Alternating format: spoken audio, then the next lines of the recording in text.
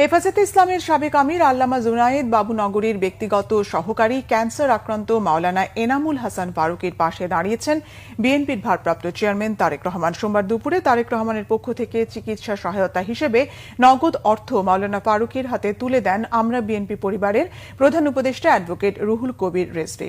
বিস্তারিত ইদ্রিস আলমের রিপোর্টে।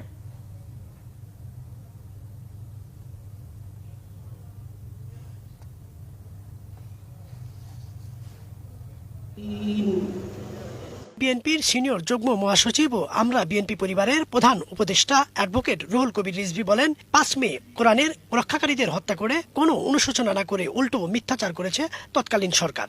শেখ হাসিনা এবং তৎকালীন পুলিশ কমিশনার যিনি ছিলেন মেহেদী সাহেব, উনি বলছেন যে হেফাজতের ছেলেরা ওইখানটায় গিয়ে বাইতুল মুকাররমের সামনে সব ইসলামী বইয়ের দোকানগুলো থেকে কোরআন শরীফের তর্জমা, হাদিসের তর্জমা এগুলো পুড়াচ্ছে।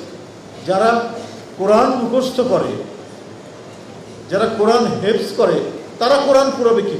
একে তো এই কোরআন মুখস্থকারী শিশু বাচ্চাদেরকে হত্যা করছে, সে ব্যাপারে কোনো অনুশোচনা নেই। যে রক্তের স্রোত যখন রাজপথ দিয়ে ভেসে যাচ্ছে, সেটাকে নিয়েও তামাশা করেছেন প্রধানমন্ত্রী তৎকালীন, যে রং মেখে নাকি তারা দাঁড়িয়েছে। কত বড় তামাশা, কত বড় উপহাস তারা সেই দিন করেছেন। এদিকে আমরা বিএনপি পরিবারের প্রধান পৃষ্ঠপোষক তারেক রহমানের পক্ষ থেকে মাওলানা এনামুল হাসান ফারুকের প্রতি আন্তরিক সহমর্মিতার বার্তা পৌঁছে দেন সংগঠনটির আহ্বায়ক আতিকুর রহমান রোমন। এ সময় আতিকুর রহমান রোমন সাংবাদিকদের বলেন, বাংলাদেশের ধর্মপ্রাণ মানুষ ও আলেম ওলামাদের সঙ্গে জিয়া পরিবারের ঐতিহাসিক ও আন্তরিক সম্পর্ক রয়েছে। ইসলামিক কোন দল থাকে তাহলে বাংলাদেশ জাতীয়তাবাদী দল বিএনপি আছে।